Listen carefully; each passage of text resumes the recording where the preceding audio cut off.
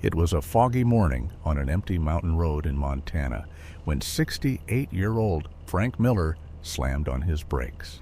Standing dead center in his lane was not a person, not a deer, but a shaking young bobcat, stretched over the broken body of his brother lying twisted at the edge of the drop. Instead of bolting for the trees like every wild instinct demanded, this tiny cat chose to face down a pickup, a semi, and the whole human world just to buy his brother a little more time. Yes, hello, I need help immediately. When Frank pulled out his phone and called for help, he had no idea that single act would change the lives of two wild brothers and quietly rewrite the hearts of an entire small-town rescue team. Before we start, hit the like button and make sure to subscribe if you haven't, and hit that notification bell so that you won't miss any new stories.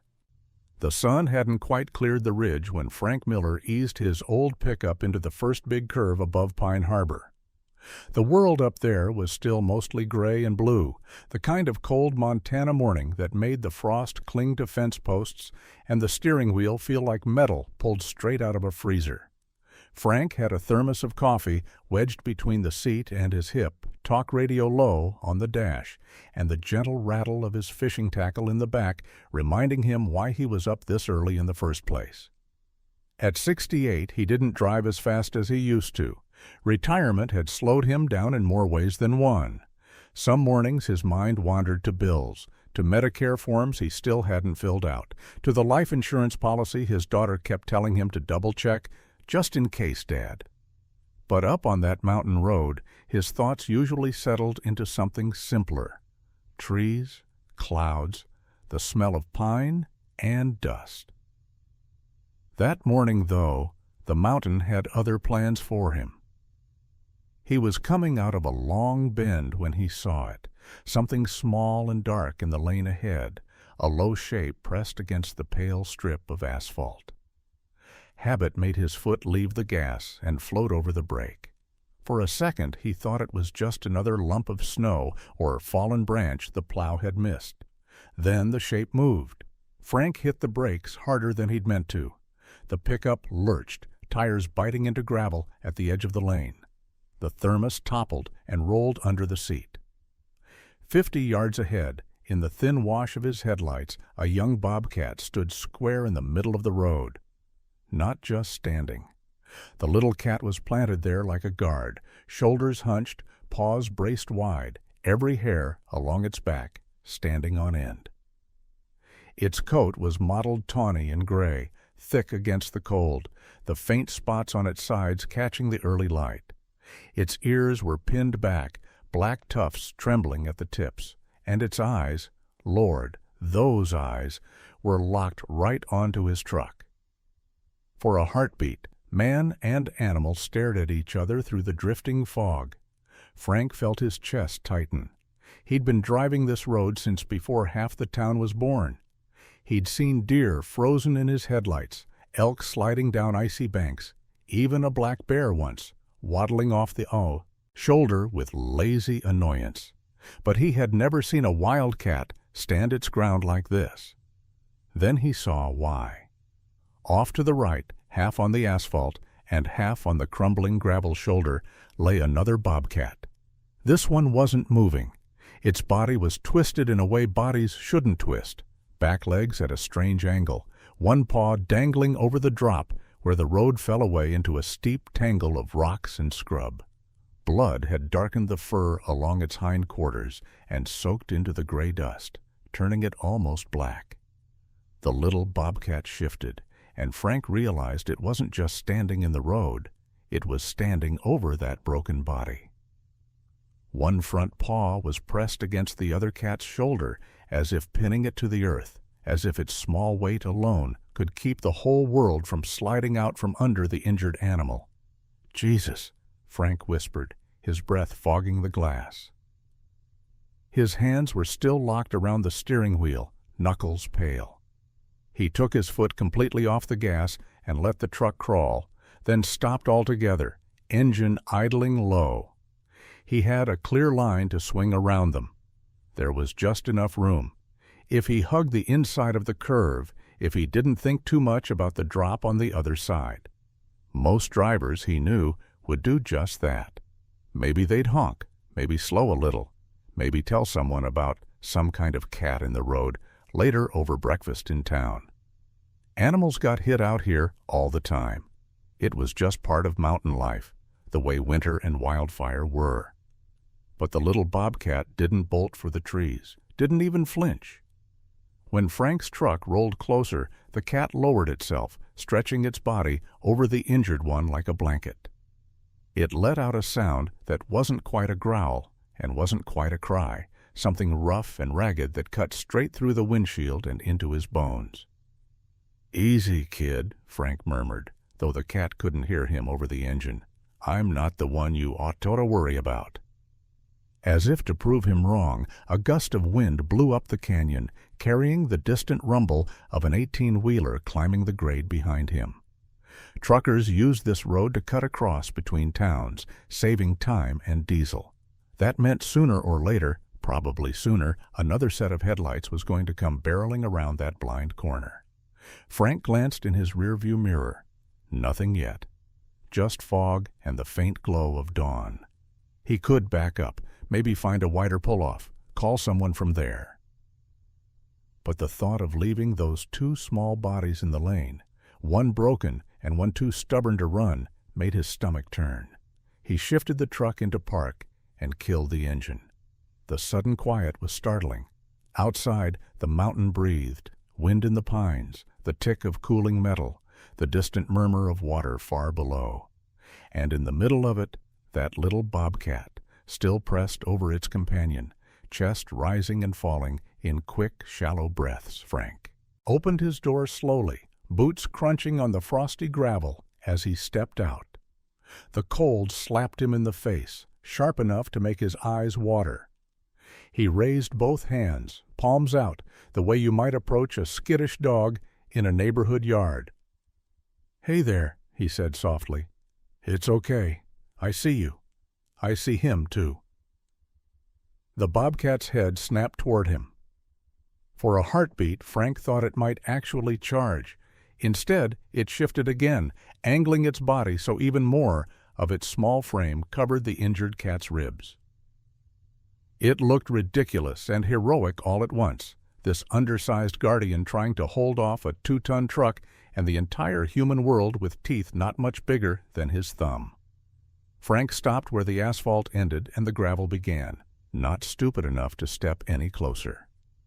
From here, he could see the other cat's chest rising faintly. Alive then, but he had no idea for how long. A tire track cut through the dust a few yards away, curving too close for comfort. Whoever hit the bobcat hadn't even bothered to stop. He felt a slow, familiar anger rise in him, not the hot kind that made you shout, but the weary kind that lived in the same part of his mind that worried about grandkids driving these roads, about home security when storms knocked the power out, about all the small, fragile things in life nobody seemed to slow down for anymore. "All right," he said under his breath. "All right. If I just drive around you and go on to the lake, I'm no better than the fella who hit him." His fingers were stiff from the cold as he reached into his jacket for his phone. The screen flared too bright in the dim light, making him squint. There was a number saved in there from a flyer at the post office, a magnet on his fridge. Back home. Silver Creek Wildlife Center. He donated once years back, after a talk at the senior center about injured eagles and orphaned fawns. He never imagined he'd be the one, standing in the road calling for help. Behind him, somewhere down the mountain, the distant growl of that semi was getting louder. The sound rolled up the canyon like thunder. Frank tapped the contact and lifted the phone to his ear. It rang once, twice. He kept his eyes on the little bobcat, on the way its side shuddered with every breath, on the way it refused to move even as danger approached from both directions. For the first time in a long while, he found himself whispering a prayer he hadn't used since his kids were small. "Come on," he muttered, more to the phone than to heaven. Pick up. Somebody's got to come see this. On the fourth ring, a woman's tired voice answered, Silver Creek Wildlife Center. This is Dr. Brooks. And up there on the narrow Montana road, with a tiny wild sentinel standing guard over its broken brother, Frank Miller realized this wasn't going to be just another story he told over coffee. In a low cinder block building between a gas station and a feed store, Dr. Year, Potiese. Hannah Brooks was staring at a pile of bills when the phone rang. Silver Creek Wildlife Center always seemed to ring at the worst moments, right when she pulled up the bank account or wondered how she'd keep up with payroll taxes and health insurance for her one part-time tech. She let it ring twice and picked up. Silver Creek Wildlife Center, this is Dr. Brooks. The voice on the line was rough and breathless. My name's Frank Miller. I'm up on Highway 17, past the Pine Harbor Overlook. I've got 2 bobcats. One's down, the other one's standing over him in the middle of the road like he's ready to take on my truck. Hannah sat up, pen frozen. Out the small window she could see cages under heat lamps and a fawn curled in straw. Bobcats hit on the road were common. Bobcats that stayed when a truck stopped were not. Is the injured one breathing? She asked. I think so, Frank said. Back legs look bad. But ma'am, that little one is not leaving him. I pulled right up on him, and he just spread himself over the other one, like he thinks he can stop a pickup. Hannah was already on her feet. Okay, Mr. Miller, don't try to move them. Turn on your flashers, stay put, and don't let anybody drive through if you can help it. We're on our way. She hung up, grabbed her jacket, and hit speed dial. Cole, you awake? A groan, sheets rustling. Depends who's asking. It's me, 2 young bobcats on 17. One's down, one's guarding him in the lane. Driver nearly hit them both. You ever heard of a bobcat doing that? Sleep left Ranger Cole Ramirez's voice in a hurry. Guarding him? No, I'll be there in 10. You want Lily? Call her. Bring the big transport crates. 15 minutes later, Hannah's dusty SUV idled in the back lot. Cole climbed out of his state truck, pulling on his jacket, Ranger patch crooked on the sleeve. Lily Nguyen rattled in with her little car, hair knotted on top of her head, backpack half-zipped. You said bobcats? Lily asked. Real wild ones? Real wild ones, Cole said, hauling a crate to the tailgate. And if they're still there, that'll be the strangest thing I've seen all week. Hannah loaded a portable oxygen kit and a battered trauma bag. Grab another crate, Lily. If we're lucky, we're bringing both back alive. If we're lucky, they don't decide we're the enemy, Cole muttered, but he was moving as he said it. They climbed into the SUV, Hannah at the wheel, Cole beside her, Lily in back among blankets and plastic kennels. Pine Harbor slid past in a blur of dark windows and frosted roofs. Somewhere, people were worrying about retirement savings and mortgage payments. Up on the grade, 1 old man and 2 young bobcats had bigger problems. The 2-lane highway climbed fast, trading town for pine and rock. Frost crusted the ditches. As they rounded a bend below the overlook, Hannah saw it. A pickup stopped in the lane, hazard lights blinking orange through the fog. There, Lily said quietly. Hannah eased off the gas and pulled in behind the truck, angling just enough to block the lane. Cole was out the door before the engine settled, one hand on the radio to tell dispatch they were on scene. The air was sharper up here, the cold biting through their jackets. Frank stood near his bumper, hands jammed in his coat pockets. He gave them a quick nod, eyes never leaving the spot ahead. They're still there, he said. Haven't moved. Hannah followed his gaze, and the rest of the world dropped away. In the middle of the lane, where the curve tipped toward the drop, a young bobcat lay on its side.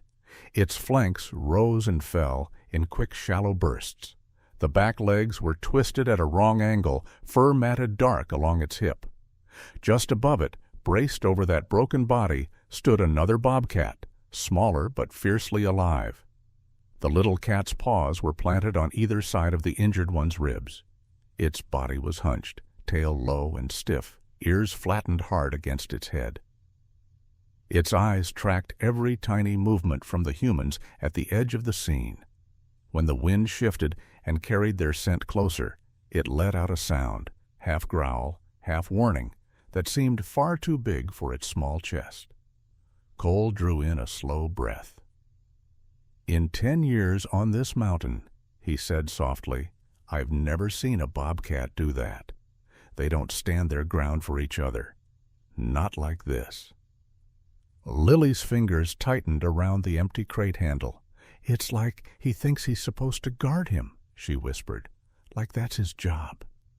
Hannah felt something settle heavy in her gut. This wasn't just another injured animal on a long, hard list. Whatever happened next, this tiny, wild sentinel had already crossed an invisible line between routine case and story people would tell for years. She took one careful step toward the cats, the cold burning her cheeks, and thought that some of the most important moments in life never show up in any planner or retirement plan. They just arrive on a mountain road in the shape of a small bobcat, refusing to leave his brother. Hannah took a slow breath, feeling the cold bite the inside of her nose. Out here, one careless move could send a 200-pound cat and anyone trying to help it right over the side. The drop just beyond the shoulder wasn't straight down, but the jumble of rock and scrub below would chew up anything that went over. She'd seen what this road did to pickup trucks in the winter. The thought of it doing the same to a living creature made her stomach knot. "Okay," she said quietly, more to herself than anyone. "We're going to do this one step at a time." She shrugged her pack off her shoulder, eased it open, and pulled out a thick, faded green blanket. It smelled faintly of antiseptic and cedar shavings. Behind her, Lily hovered with an empty crate, her breath-puffing little clouds in the air. Cole stood just off her shoulder, one hand resting on the butt of his tranquilizer gun, the other shading his eyes as he studied the edge of the pavement, the loose gravel, the angle of the injured cat's body. "Ground's soft there," he murmured. "Don't get too close to the shoulder. We're one bad step away from needing a search and rescue team and a good attorney." Frank gave a short, humorless laugh. "Wouldn't take much to max out every bit of car insurance I've got either," he said. "Road like this, nobody comes out ahead." Hannah didn't answer. She took a careful step forward, then another. The little bobcat tracked her the whole way, muscles bunched, whiskers stiff. Underneath it, the hurt cat's ribs fluttered like a trapped bird's wings. "Hey there," she said softly, her voice dropping into the same tone she used with scared dogs and panicked horses. "I see you. I see him. We're going to help, but I need you to give me just a little room." The cat lowered its head, mouth parting to show small, sharp teeth. It didn't retreat. Instead, it adjusted its stance, spreading itself even tighter over the injured body, like a child stretching both arms over a sibling's toys. Somewhere down the grade, the low growl of a diesel engine rolled through the fog. Cole's head snapped up. "We've got a semi coming," he said. "I'll try to flag him, but this curve's bad." He jogged back toward his truck, grabbed the orange safety vest from the cab, and shrugged into it. Lily was already fishing a folded warning triangle from the back of the SUV. They trotted down the road together, two small figures swallowed by gray air and pines. The sound of the diesel grew louder, a steady, rising thunder. The bobcat heard it too. Its ears flicked toward the noise, then back to Hannah. For a moment, its eyes darted between her and the curve below, like it understood danger was coming from more than one side. "You're not wrong," she murmured. "You're not wrong at all." She closed the last few feet until she could see the fine dust on the bobcat's whiskers, the dried flecks of blood on its paws. From here she could smell the coppery tang of injury under the clean mountain air. The injured cat let out a weak, choked sound, somewhere between a cough and a whimper. The guardian cat bent its head and gave the other's ear one quick lick, as if reminding him it was still there. The diesel's roar was close now, the kind of sound you felt in your chest. Hannah risked a glance down the road. Through a break in the fog, she saw the front of a big rig appear, grill high and silver, headlights low and bright. Cole stepped into the lane, arms spread, vest flashing. Lily snapped the warning triangle open and planted it in the center line. The driver hit his horn, a long, angry blare that echoed off rock walls and made the Bobcat flinch, but he did begin to slow, tires hissing on the cold pavement. Hannah didn't have time to think about what would happen if he didn't. Hospital bills, lost wages, home insurance, all the human worries that came when metal met flesh, those could wait. Right now, everything narrowed to one blanket, one shot of medicine, 2 small lives on the edge of the drop. "Easy," she whispered again. "Just for a second, sweetheart. Just let me cover you." In one fluid motion, she lifted the blanket, let it billow in the thin air, then dropped it forward like a curtain. The fabric sailed over the little Bobcat's head, over the broken body beneath, and hit the ground with a soft thump. For a split second, everything under it went still. The blanket jerked as claws and teeth found it. The cat thrashed, furious, a muffled snarl starting deep in its chest. Hannah stepped in, boots digging into the asphalt, and dropped to one knee, pinning the blanket's edge with her weight. Her fingers found the shape of a tense shoulder, the line of a spine. She slid her other hand inside just enough to jab the tiny needle into muscle and depress the plunger. "There you go," she breathed. "There you go, little guardian. Sleep." Behind her, the semi-ground passed in low gear, engine brake growling. Wind from its passage tugged at her jacket and set the blanket rippling. For one awful moment she felt the ground shift under her, gravel skittering toward the edge. Frank's hand clamped down on the back of her coat and held tight. "I've got you," he muttered. "You're not going anywhere." The struggling under the blanket slowed, then eased. The rage in that small body gave way to heavy, reluctant stillness as the tranquilizer took hold. Hannah eased the fabric back just enough to see dulling eyes blink once, then close. The injured cat lay limp beneath, still breathing but oblivious now to everything around it. Cole and Lily came back up the hill at a run, faces flushed, breath clouding the air. "Driver's ticked, but he's moving on," Cole said. "We've got maybe 10-15 minutes before the next one. How bad is it?" "Bad," Hannah said, "but not gone. Let's get them in crates before the whole mountain wakes up." As they worked together to slide the limp bodies onto a backboard and into the waiting kennels, the fog began to thin. A pale band of light showed over the ridge. Another day was coming, whether they were ready or not. Hannah felt the weight of it settling on her shoulders. Clinic bills, fuel costs, the kind of quiet financial pressure that made people take second jobs and think hard about retirement planning. But as she closed the crate door on the little cat who had stood his ground in the middle of the road, she knew one thing with absolute clarity.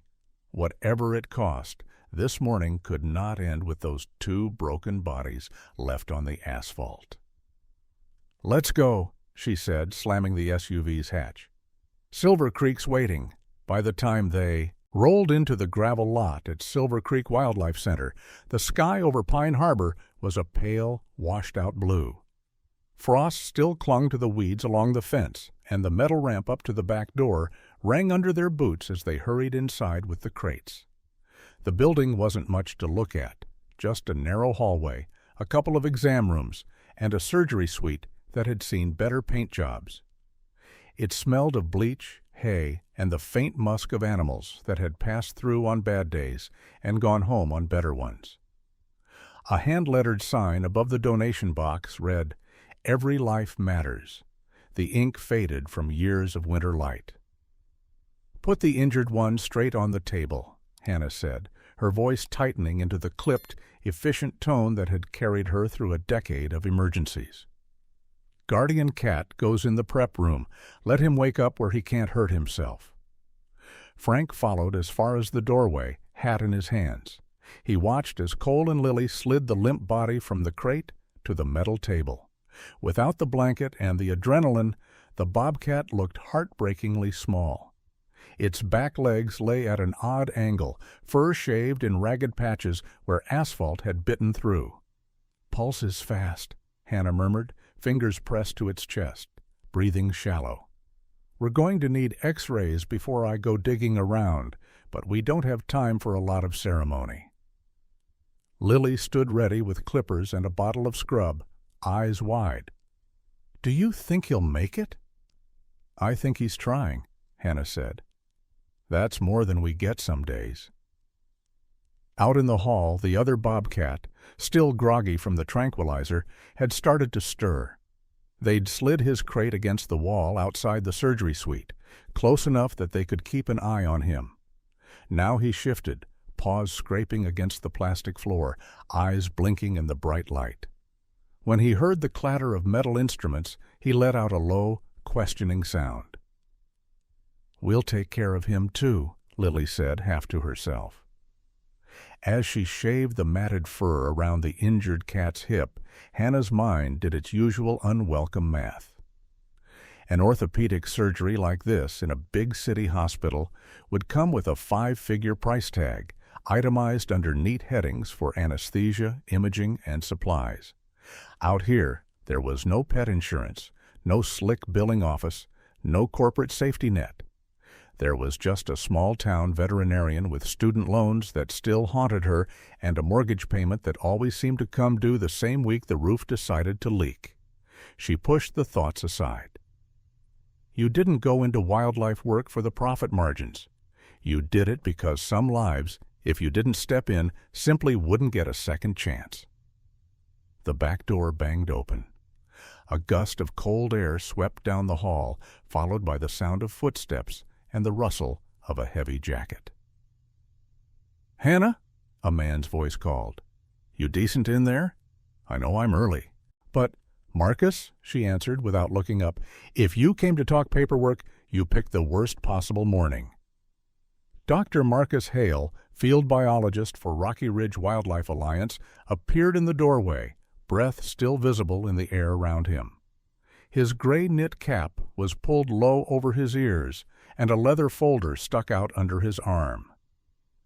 "I was supposed to do your annual inspection," he said. Then he saw the table. "But it looks like you've got bigger problems." Hannah stepped back for a second so he could see the twisted hindquarters, the bruising, the rise and fall of the tiny chest. "Highway 17, she said. "Hit and run." And his brother, or littermate, whatever he is, stood in the middle of the lane, over him. Wouldn't move even when a truck came around the curve. Marcus's eyebrows lifted. He'd spent his life tagging mountain lions and tracking migration patterns, not crying over animal videos online. "Guarding him? Bobcats?" he said. "That's unusual." "That's one word for it," Cole called from the sink, scrubbing his hands. "Another would be crazy as hell." The Bobcat in the hall let out another sound, higher this time, almost a chirp. Marcus turned his head in that direction, then glanced back at Hannah. "You've got anesthesia covered?" he asked. "For as long as my oxygen tank holds out," she said. "I could use another pair of hands if your schedule allows." He hesitated for only a second before hanging his jacket on a hook and stepping to the sink. "Inspection can wait," he said. "Let's see what we can do." They sedated the injured cat more deeply and took hurried X-rays in the cramped imaging room. The pictures weren't pretty. A shattered femur, a cracked pelvis, ribs that looked as fragile as bird bones. Back in the surgery suite, Hannah laid them on the counter and studied them the way some people studied investment portfolios and retirement plans, hunting for some kind of safe path through a landscape full of risk. "This leg's never going to be perfect," she said quietly. "But if we can stabilize it and keep infection down, he might walk. He'll never hunt like a normal bobcat again, though." Marcus nodded. "We do the best we can with what we've got," he said. "Same as always." They scrubbed in, masked up, and went to work. Outside the door, the guardian cat paced inside his crate as far as the plastic sides would allow. When the first incision was made, and the injured cat, deep in anesthesia, let out a faint reflexive sound, the little one in the hall answered with a guttural cry that made Frank flinch where he sat on a folding chair. "He knows," Frank said softly. "He knows you've got his brother in there." Every clang of metal, every murmur of voices from behind the closed door seemed to tug at the small animal's nerves. He pressed his nose hard against the wire, then his forehead, then his whole body, as if trying to lean through solid steel. At one point he began to paw steadily at the latch, not in wild panic, but in a stubborn, rhythmic way that made it clear he wasn't just trying to escape. He was trying to get back to someone. Hours bled together. The coffee in the waiting room grew cold. The clock on the wall ticked through the late morning and into early afternoon. Frank drifted in and out of a crooked nap, his mind wandering to talk of health insurance and long-term care plans he'd heard on the radio, all the ways people tried to protect themselves from the bad days. None of those policies, he thought, could do what one tired veterinarian and a handful of determined strangers were doing behind that door. Finally, the handle turned. The surgery room door opened with a soft hiss, and Hannah stepped out, shoulders sagging, mask hanging loose around her neck. Marcus was behind her, stripping off his gloves. There was a smear of dried blood on his forearm, and a look on his face Frank had never seen before. "Well?" Cole asked, standing up so fast his chair scraped the floor. "He made it through," Hannah said. "We stabilized the femur with pins. Pelvis is going to be tricky, but I think he's got a shot if we can keep him quiet and infection-free. He'll limp. Maybe always. But he's still here." Lily let out a breath she'd been holding for so long her chest hurt. Frank closed his eyes for a second and whispered, "Thank you," to no one in particular. Marcus didn't speak right away. His gaze had drifted past them, down the hall to the crate by the wall. The little bobcat inside had gone very still, eyes locked on the doorway, where the scent of blood and disinfectant spilled into the corridor. Slowly, the animal lowered its head until its forehead rested against the metal bars, as if leaning toward the invisible heartbeat on the other side. Hannah followed Marcus's gaze. For a long moment no one said a thing. Then Marcus cleared his throat, blinking faster than he needed to. "I've collared wolves that didn't look as worried for their pack as that one does for his brother," he said quietly. "Write whatever you want on your funding reports, Hannah, but don't leave this part out." By evening, the little clinic felt like it had shifted from an animal hospital into a town hall. The late light slanted through the high windows, turning the dust in the air to gold, and every chair in the cramped break room was taken. Someone had pushed the coffee maker to the side to make room for a stack of folders and a plate of untouched cookies. Hannah sat at the far end of the table with a legal pad and her stethoscope still looped around her neck. To her left was Ranger Cole, uniform shirt wrinkled, tie loosened. Marcus Hale had ditched his knit cap but kept his field notebook in front of him, more out of habit than need. Lily hovered near the doorway with a mug of tea, too restless to sit on the table. Other side of the table, the faces were less familiar. 2 members of the county commission and Mrs. Linda Carr, chair of the local conservation committee and part-time real estate agent, her blazer sharp and her expression sharper. "And just so we're clear," Linda was saying, tapping a manicured nail against the manila folder in front of her, "we're already operating on a shoestring. The center's budget barely covers your current caseload, Dr. Brooks. You start committing to lifetime care for every injured predator that wanders in here, and taxpayers are going to have questions." "This one isn't just every predator," Cole said, his voice steady but tight. "You should have seen them on that road. The little one stood off a pickup and a semi like it was nothing. You don't walk away from that and pretend it's the same as hitting a raccoon. Linda gave him a look that said she'd heard that kind of talk before from people who let their hearts write checks their wallets couldn't cash. I'm not saying we do nothing. I'm saying we have to be realistic. We all have families. We all have to pay our own health insurance and home insurance. The county can't just open a blank checkbook because 2 cats made a cute story. It's more than a story, Marcus said quietly. Behavior like this is rare. If you're looking for a reason to justify funding to people who care about science and education, you've got one sitting in a crate down the hall. Hannah rubbed her forehead. She was tired in a way that went deeper than her bones. Let's keep this simple, she said. Rust's leg is pinned. His pelvis is cracked, but stable for now. Best case, he learns to walk again with a limp. Worst case, the bone doesn't heal clean, and he's in chronic pain. Either way, if we release him back into the mountains, he's not going to be able to hunt or outrun anything that wants to make a meal of him. So we don't release him, one of the commissioners said. We euthanize. Hard choice, but that's part of wildlife management. The state won't fault you for it. Lily's head snapped up. We just spent hours putting him back together, she said. You're talking about putting him down like he's an old tire we patched for nothing. Miss Nguyen, Linda said, this isn't about sentiment. It's about resources and policy. Our mandate is to keep wild populations healthy, not build a retirement home for every injured animal. That may sound cold, but it's the truth. People in town are already worrying about grocery prices, gas, mortgage rates.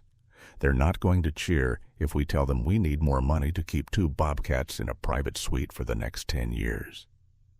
Lily opened her mouth, then shut it again. She looked toward the hallway. Through the thin wall, you could just hear the soft scrape of claws on plastic as Scout shifted in his crate. Marcus leaned forward. What about separating them? He asked. Rust stays here, off exhibit, permanent care. Guardian cat goes back to the wild once he's recovered. Less cost long term. Cole shook his head. You didn't see him before you got there, Marcus. That little guy wasn't guarding the body of another bobcat.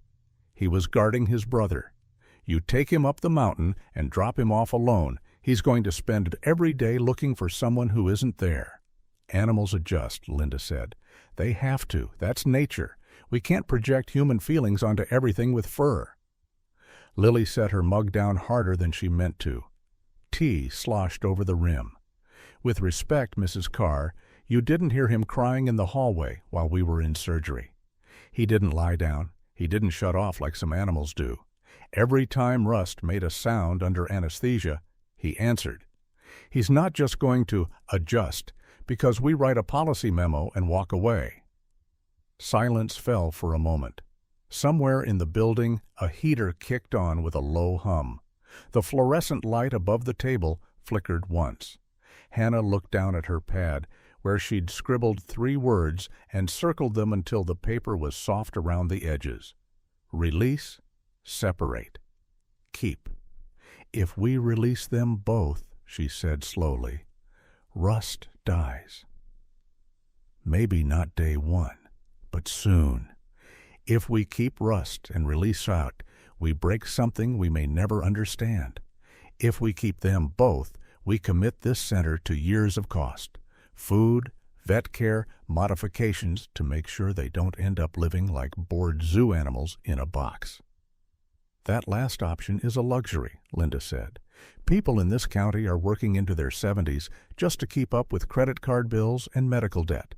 They don't have the option to retire comfortably and sit on a mountain. Why should 2 wild animals get a lifetime pass? Frank, who had been quiet in the corner, finally spoke up. His voice was rough but steady. Because they didn't ask to be on that road, he said. Somebody hit 'em and kept right on going. I'm no fancy scientist, but I know a hit and run when I see one. If we look away now, we're no better. Lily swallowed hard. Her throat felt tight, but the words were right there, and if she didn't say them, she knew she'd regret it for the rest of her life. We keep talking about what's wild and what's natural, she said. But that truck on the highway, the one that broke Rust's body, there's nothing natural about that. We did that. Our world did that. The only wild thing in this whole mess is that his brother refused to run. If we separate them now, if we put one down and turn the other loose, we're not saving wildlife. We're just breaking the one thing that's still working the way it's supposed to. Her voice shook on the last words. She pressed her lips together to keep the rest in. Out in the hall, as if on cue, Scout let out a soft, questioning call. It wasn't angry, just insistent, the way a child might call through a closed bedroom door. Hannah closed her eyes for a moment. In another life, she thought, maybe she'd be sitting at a desk somewhere, selling life insurance or doing financial planning, helping people prepare for whatever might come. That kind of work had logic to it. You plugged in numbers and got an answer. Here, the answers were messier. When she opened her eyes, they were clear. I can't make this decision based on what looks good on a spreadsheet, she said. I'm the vet on record, and I'm telling you, I will not euthanize a healthy guardian cat, and I will not send a crippled one up the mountain to die just so our balance sheet is cleaner. If that means we find new funding, we find it. If it means I take out another loan, and this place becomes my retirement plan, whether I like it or not, so be it. Linda started to protest, but Hannah lifted a hand. You asked for my professional judgment, she said. That's it. We keep them together. We figure out the rest later. In the hallway, Scout shifted again, pressing his forehead to the bars with a soft thump, as if he'd heard and was waiting for them to catch up. The decision didn't magically come with a check. It came with a stack of forms, a meeting at the bank, and a quiet afternoon where Hannah sat in a vinyl chair while a loan officer walked her through interest rates and what it meant to put her house up as collateral. You're sure about this? He asked, pen poised. You're not exactly close to retirement, but this is the kind of thing that can follow you. I'm sure, she said. It's either this, or I live with knowing I broke up the only thing in their lives that still makes sense. He shook his head in that way people do when they think you're crazy but stubborn. Sign here, then, and here, and one more for the home insurance adjustment. When it was done, she walked out into the crisp air, feeling both lighter and more weighed down. The little house she'd bought with her first real paycheck as a vet was now tied to two wild cats who had no idea what a mortgage was. She smiled at the absurdity of it and headed back to Silver Creek. Out behind the clinic, the land sloped down toward a scrappy line of pines. It wasn't much, some rough grass, a few rocks, a narrow trickle of water that only remembered it was a creek after spring storms. But in Hannah's mind, it was already something else. We fence from that corner to the tree line, she told Cole, pointing with a boot toe. Use the natural rock as a barrier where we can. I want height on the outer fence, and I want climbing structures inside so they don't go crazy. Going to need serious materials, Cole said, not just chicken wire and hope. A crunch of tires on gravel made them turn. A dusty pickup pulled in, and a broad-shouldered man in a flannel jacket climbed out, his beard shot through with white. You, Hannah? He called. Name's Bill Harper. I run the cattle ranch north of town. Heard from my niece you were planning to build a little kingdom back here for a couple of damn fool bobcats. Hannah blinked. We're planning an enclosure, she said carefully, not a petting zoo. Bill snorted. Good. I can't stand petting zoos, but I like anything that keeps young predators from limping onto my pasture half-starved. He jerked a thumb toward the truck bed, where rolls of heavy-gauge fencing and metal posts lay stacked. Had these left from when we reinforced the north line. Figured they'd do more good here. For a second, Hannah couldn't speak. Mr. Harper, that's a lot of money in steel. Money's just paper, he said. Those two cats are a story my grandkids won't stop talking about. Folks share videos online all day of silly dogs and funny cat fails. For once, we've got something worth watching more than stock prices and mortgage rates. Let's give it a decent backdrop. Word spread fast in a town as small as Pine Harbor. By the weekend, there were more boots in the back lot than she'd seen at any fundraiser. Cole set fence posts, Bill ran a post-hole digger with the ease of long practice, and Lily lugged rocks to stack into sunning ledges. Even Frank turned up with a box of old tools and a cooler full of sandwiches. They worked under a sky that shifted from pale blue to the clear, hard shade that meant winter was coming. Between swings of a hammer, people traded stories about their own close calls, car insurance claims after deer strikes, health insurance headaches after bad falls on the ice, the way one wrong moment could change the whole shape of a life. Nobody said it out loud, but everyone knew that was exactly what had happened to the two small lives waiting inside. From the clinic windows, Scout watched everything. Once his sedation had worn off, he'd regained that bright, restless focus, pacing the length of his temporary run, nose tilted toward the smells drifting in from the worksite. Rust, still sore and groggy from surgery, lay on a bed of straw, eyes half-lidded. Whenever Scout passed, Rust's ears twitched, catching the faint rasp of his brother's claws. 2 weeks later, the enclosure was ready enough. The fences stood tall, anchored deep. Inside, there were logs to climb, rocks to hide under, a shallow pool fed by the little creek Bill had helped redirect. The gate clanged as Cole and Lily wheeled in the transport crates. "Ready?" Lily asked. Hannah nodded. "Let the big guy go first." Rust came out slowly, every movement cautious. He stepped onto the earth with a stiff, testing motion, front paws sure, back leg hesitant. The ground felt different from the clinic floor, softer, colder, alive. His nose went to work, taking in pine, damp soil, sun-warmed rock. Scout burst out of his crate like a cork, tail low, but quivering with energy. He stopped dead when he saw Rust, then trotted over and bumped his head against his brother's shoulder, a rough, affectionate shove. Rust swayed, steadied, and answered with a slow blink. From that moment on, a pattern emerged. Scout would sweep the perimeter, climbing the highest log, checking each corner of the fence.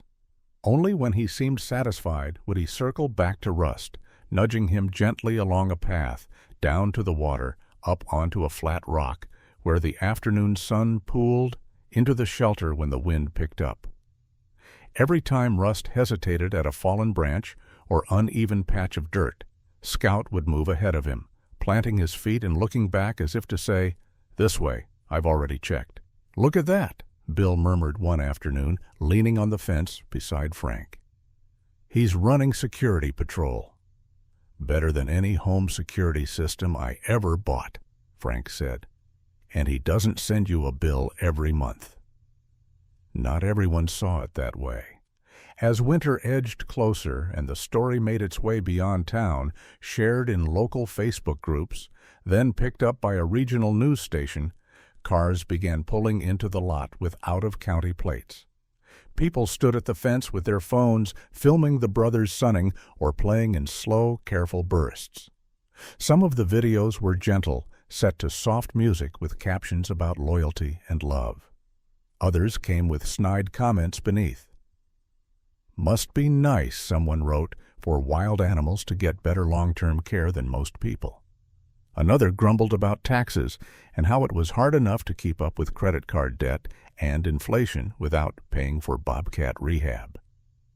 Hannah read those late at night, sitting at her kitchen table with a stack of bills and a laptop that always seemed one update away from quitting. The center's donations were trickling up thanks to the attention, but so were the costs. Food, medication, repairs, it all added up. Life insurance ads popped up along the side of the screen, promising peace of mind and financial planning with a few easy clicks. She snorted softly. There was nothing easy about any of this. She closed the computer and turned out the light, then stepped out onto her back porch. From there, across the dark yard and the thin row of pines, she could just make out the outline of the new enclosure against the stars. Somewhere inside, two small shapes would be curled together against the night, one keeping watch even in his sleep. There were cracks already, pressure from critics, strain on the budget, the constant worry that one bad storm or one ugly rumor could undo everything they were building. But for the moment, the fence stood, the creek sang its thin song, and the brothers of Silver Creek had a place to belong. The first smoke showed up as a thin gray line on the horizon, the kind you could mistake for low clouds if you weren't paying attention. Hannah noticed it one afternoon, while she was checking Rust's limp, watching how he placed his bad leg when he thought no one was looking. She squinted past the enclosure toward the far ridge where the pines turned darker and saw the trail of haze sliding sideways on a hot wind that didn't feel like normal mountain weather at all. By evening, the smell had reached town. It crept into Silver Creek through the vents and under the doors, a dry, bitter scent that lived somewhere between campfire and burned wiring. People in Pine Harbor started checking their phones, watching maps and news alerts, wondering if their home insurance would cover another bad season, wondering if this would be the year the fire jumped the ridge instead of dying on the far side like it usually did. Scout and Rust knew something was wrong long before anyone rang an alarm bell. They paced more that night, pausing to lift their heads in unison toward the ridge. Scout made a low, uneasy sound deep in his throat whenever the wind shifted.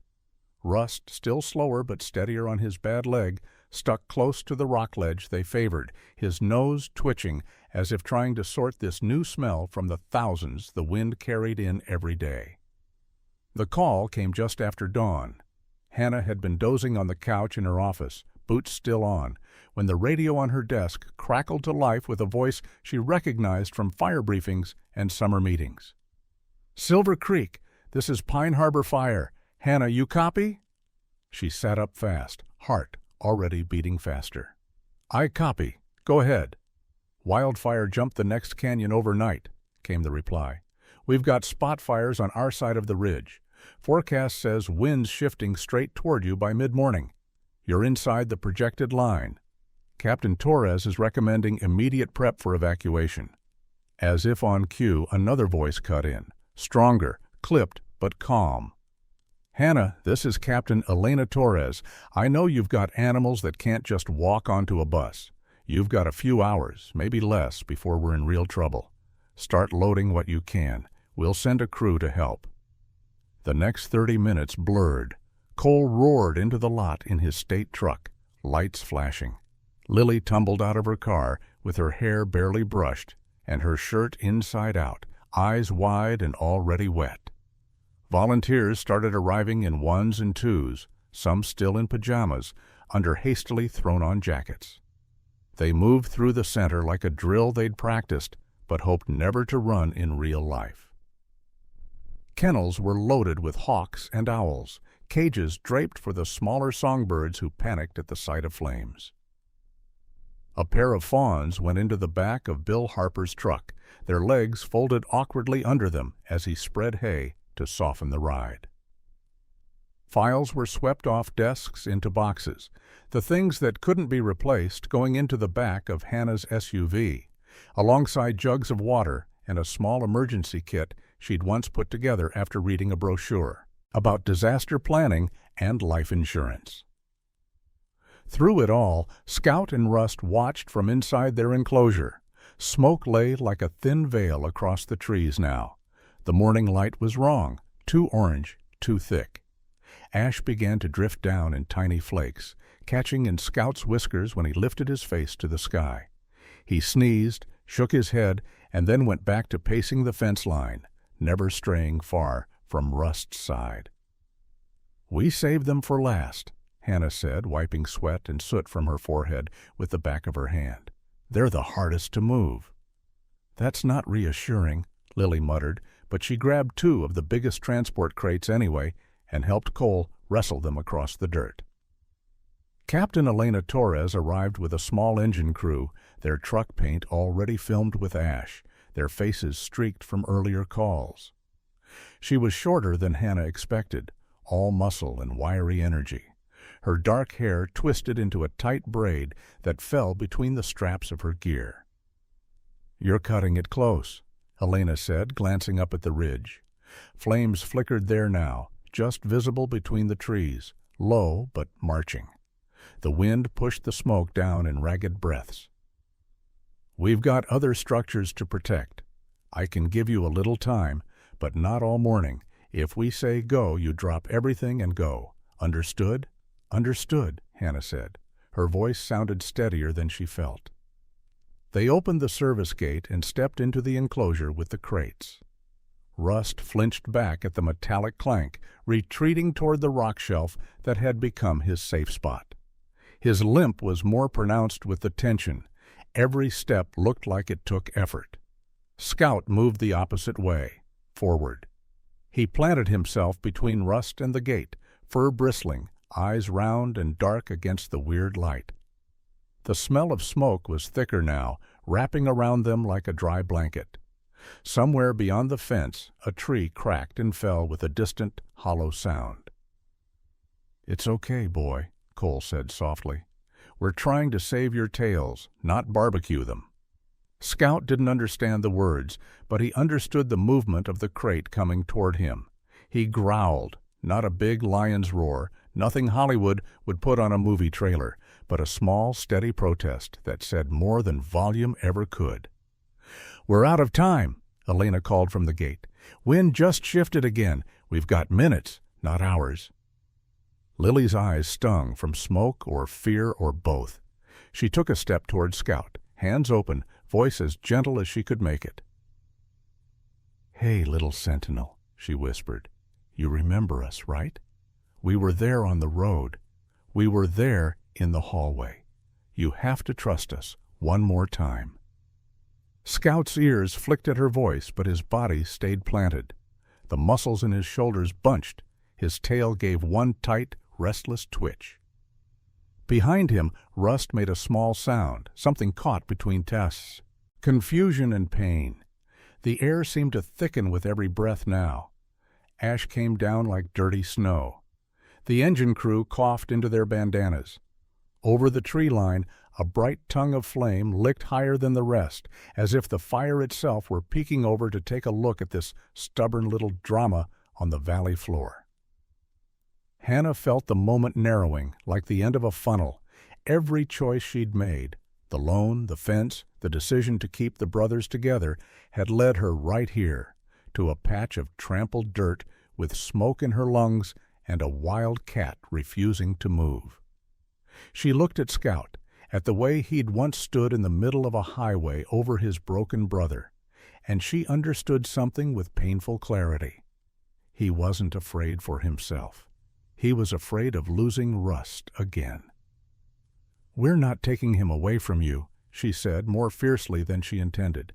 "We're taking you both away from that."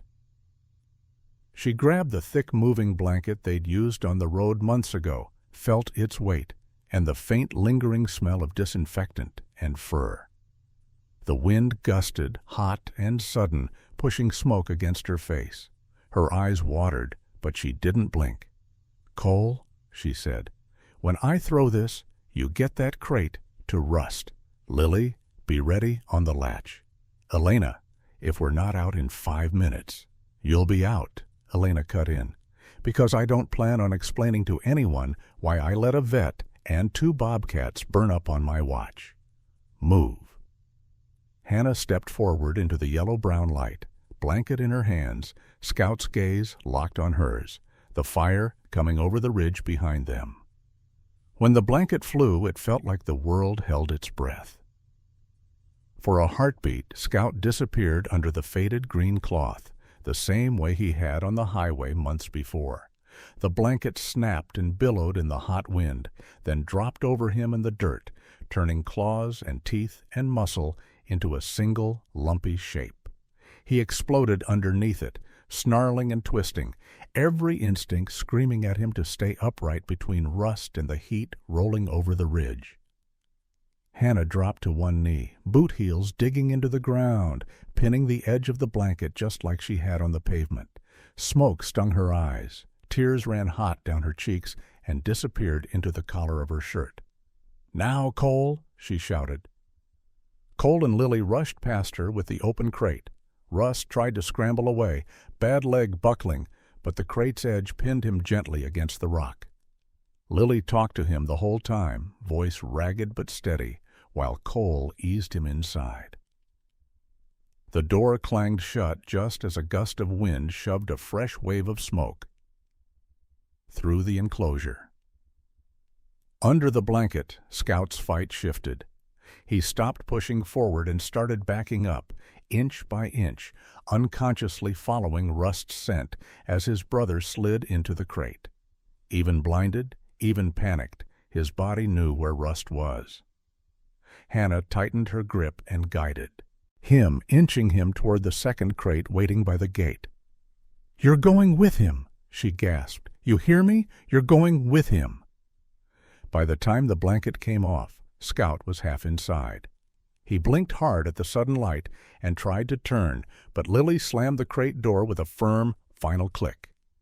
For a second, the little Bobcat went wild, throwing himself against the sides, teeth flashing against the metal grid. Then, through the gaps, he saw Rust pressed against the back of the other crate, eyes wide and dark. Scout went still. He touched his nose to the bars, as close as he could get. Rust reached back with one paw, claws sheathed, laying it along the same line of metal. 2 boxes, one thin strip of air, and still the same old promise between them. "I'm here. I'm not leaving."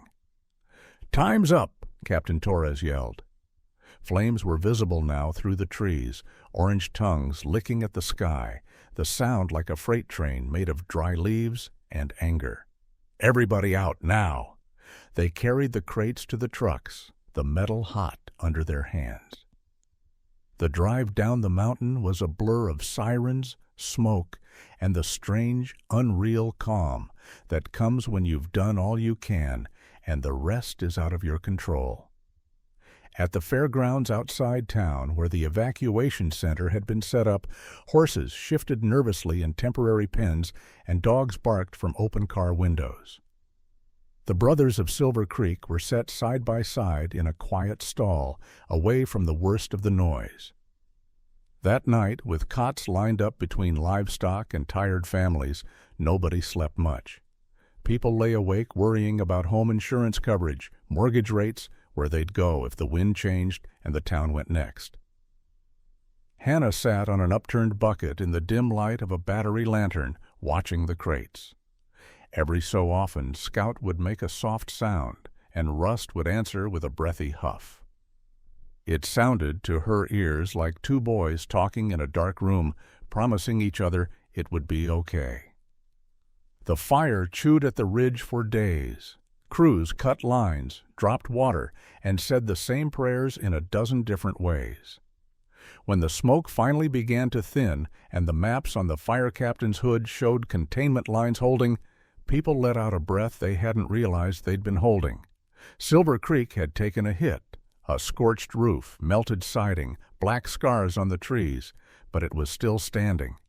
The enclosure out back was another story. A few sections of fence had warped or sagged from the heat. The shallow pool was full of ash. The ground was charred in places, grass burned down to dirt. But the bones of it were there, like a house after a hard storm, battered, but not broken beyond repair. The town came back with hammers and hope. Insurance adjusters walked the property with clipboards, mumbling about policies and deductibles, but the volunteers didn't wait for payouts. Bill brought more fence. Cole brought younger rangers, who hadn't gotten their fill of hard work yet. Frank brought a thermos of strong coffee and a willingness to haul rocks, bad knees and all. Even Linda Carr turned up one afternoon with a roll of contractor bags and a tight, thoughtful look on her face. "I told the commission," she said quietly to Hannah as they raked up debris, "if we can justify tax breaks for vacation homes and credit card companies, we can find room in the budget for this. Don't make a liar out of me." They built the new enclosure taller with more shade and stronger posts. A fresh trickle of water from an irrigation line fed the pool. Lily painted a new sign to replace the one the smoke had stained. Scout and Rust, brothers of Silver Creek, the letters dark and sure on sanded cedar. The day they brought the Bobcats home, the air was clear in that sharp way it sometimes is after a big fire, as if the world has been rinsed and hung out to dry. The hills were scarred but standing. The pines wore black at their ankles. The sun slid across a sky that was finally blue again. Everyone came. Frank in a clean flannel, leaning on his stick. Bill, smelling faintly of hay and diesel. Cole in uniform, his ranger badge polished brighter than usual. Marcus with a camera he swore was for documentation.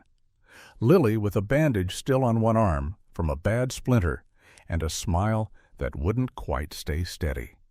Captain Elena Torres arrived late, soot-stained still ghosting the seams of her jacket, arms folded as if she wasn't sure she belonged at something this gentle.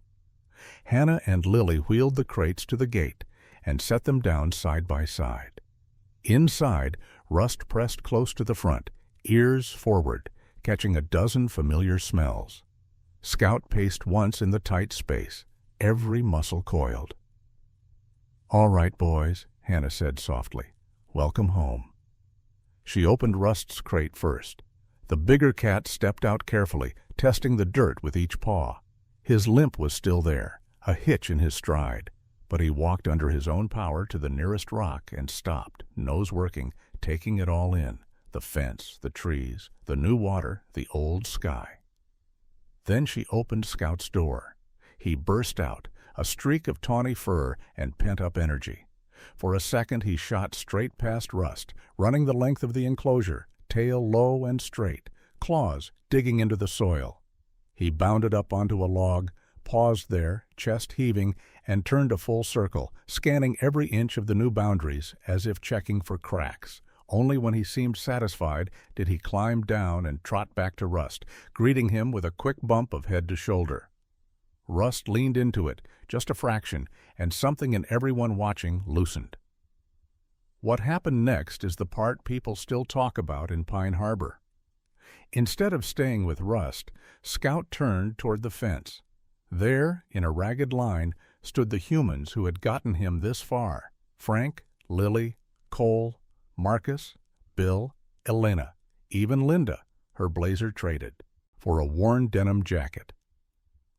Scout walked straight up to the fence and began to move along it, slow and deliberate. He stopped in front of Frank first. The old man lifted one hand, fingers curling through the wire.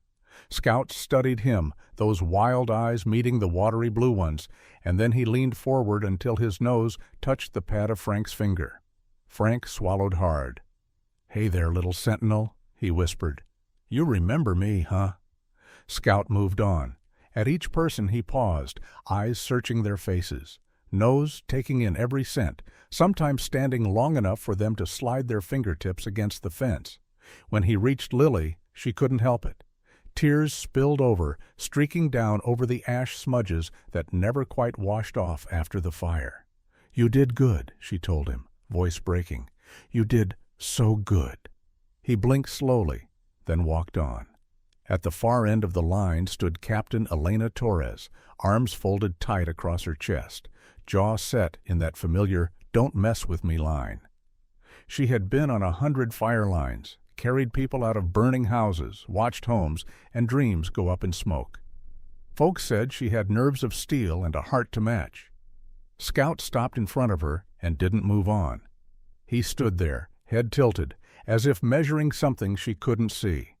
Then he stepped closer, right up against the fence, and held her gaze. For a long moment they simply looked at each other. One woman who'd built her life around running toward danger, and one small cat who had done the same for his brother. Without quite meaning to, Elena reached out and laid her hand flat against the mesh. Scout pressed his forehead to the same spot. The contact was barely more than the thickness of the metal, but something in it cracked her open. Her shoulders shook first, then her face crumpled, and she turned her head, but not fast enough. A choked sob broke free, raw and surprised. "Oh, for crying out loud," she muttered, wiping at her eyes, but it was too late. Lily was already crying. Cole cleared his throat 3 times and still couldn't get it steady. Marcus looked up at the sky like he'd find his composure there, and didn't. Even Bill blinked fast, pretending there was ash in his eye when everyone knew better. Hannah felt her own vision blur. She didn't fight it. In that small, smoky yard behind a cinder-block clinic, the whole rescue team stood there with tears on their faces, over a pair of Bobcats who would never know what a mortgage was, or a retirement account, or the fine print on a life insurance policy. All they knew was that they had found their way back to each other, and somehow, against long odds and high flames, so had the people who'd helped them. Years later, the story settled into the town's bones. Scout and Rust lived out their days behind the strong fence, never truly tame, never again entirely wild. School buses brought children to Silver Creek, and Cole would point to the brother's favorite rock and tell the story of the little cat who stood in the road and again against a wall of fire. Frank told it at the diner over eggs and coffee, his hand sketching the curve of the highway in the air. Lily wrote about it in her scholarship essay for a wildlife conservation program, and somewhere in the middle she slipped in the line, "You don't have to speak the same language to stand guard over the ones you love." On a quieter level, it changed other things, too. Linda pushed through funding for better wildfire planning and more support for the center. Bill donated a portion of his ranch for a future sanctuary. Elena kept a photo on her desk, a shot Marcus had taken that homecoming day, of Scout touching his forehead to the fence, a single tear caught on the captain's cheek. If you drive that mountain road now, you'll still see the scars from the fire, black trunks among the green. You might not know about the morning an old man stopped instead of steering around, or the long months of worry and rebuilding, or the day an entire rescue team cried over a bobcat. But in Pine Harbor, they remember. They tell the story the way some people talk about wedding days or births or the moment they finally paid off the last of their credit card debt. It's one of those days they tuck away in the folder in their hearts labeled important. They thought at first that they were saving 2 wild brothers. Somewhere along the way, they realized the truth was quieter and deeper than that. Those brothers had saved something in all of them, too. Thank you for joining us on this journey. Before you scroll away, tell me this. Do you believe a bond like theirs could really exist? If this story touched your heart, drop a 1 in the comments so I know you're still with me. And don't forget to subscribe, because the next story might just remind you that sometimes the wild loves us back in ways we'll never forget.